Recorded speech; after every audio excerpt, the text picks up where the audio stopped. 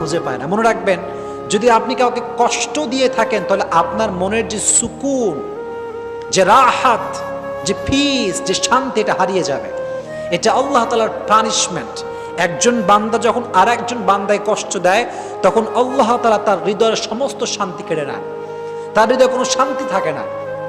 এখন আপনি বলবেন যে হুজুর, কত মানুষ আমারে কষ্ট দিল, ওদেরকে দেখি ডাটসে ঘুরে বেড়ায়, কোনো অশান্তি নাই, টাকা পয়সা, গাড়ি বাড়ি বউ, কোনো কিছুর অভাব নাই, ডাটসে ঘুরতেছে, তাহলে আপনার কথার ব্যাখ্যাটা কি দাঁড়াবে? প্রিয় ভাইয়েরা, বাহ্যিক সুখটা আসল সুখ না, ভেতরের সুখটা হচ্ছে আসল সুখ। কথা বলে ঠিক কিনা? আসল সুখ হচ্ছে ভেতরের সুখ।